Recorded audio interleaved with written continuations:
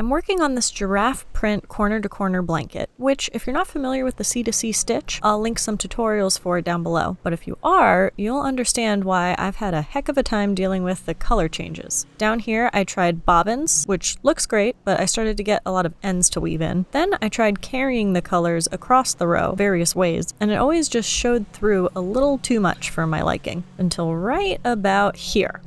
I figured out a brand new way to carry colors across the row in C2C that looks perfect. The carried color doesn't show through, no floats, both sides look great, it's amazing. So let me show you how to do it. I'm about to work the last double crochet of this brown block, and I'm going to put a yellow block over here in this chain space. So I'll have to carry this yellow yarn over, which would normally create a float of yarn here. It's not the biggest deal when it's the same color as the block below, but you can imagine if it were a brown block here, it would really stick out. So what I'm actually going to do is encase this yellow strand within the last double crochet from the previous block. I'm going to start my last double crochet normally with a yarn over, insert into the chain space, and since the yellow yarn is over here, I need to just make sure that it's over my hook before I yarn over and pull up a loop. And then yarn over, pull through 2 to start my double crochet. But we're not going to complete a regular double crochet here. We're going to do something completely different. Work your hook under the carried yarn, pull up a loop, yarn over and pull through 2 to complete a single crochet around that carried yarn. For the last step, work under the carried yarn again, yarn over, pull up a loop, yarn over, pull through 3 to complete a half double crochet. Now scrunch all those stitches down, and it looks like the last double crochet of your corner-to-corner block.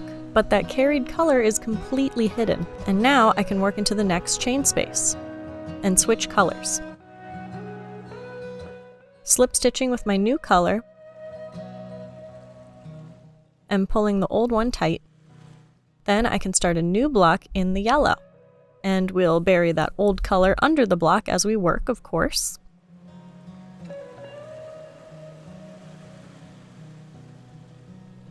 You can start your third double crochet normally because the carried yarn is already in the right spot.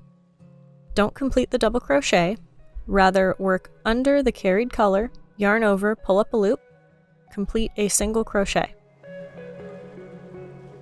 Work under the carried yarn, pull up a loop, complete a half double crochet.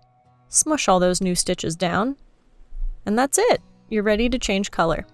I kind of can't believe how well this works, and it makes me so excited to come up with new C2C designs. My favorite thing about it is that it doesn't really slow me down. I can complete that magic third double crochet almost as quickly as a real one, and we've got no floats, no contrasting colors poking through, and both colors are always available right where you need them. So that is my quick little corner-to-corner color change and trick. Let me know what you think, or if you'd like to see a more in-depth corner-to-corner tutorial in the future. Of course, when this Jerry the Giraffe pattern is available, it'll be linked down below. Thanks for watching. I'll see you next time. Bye!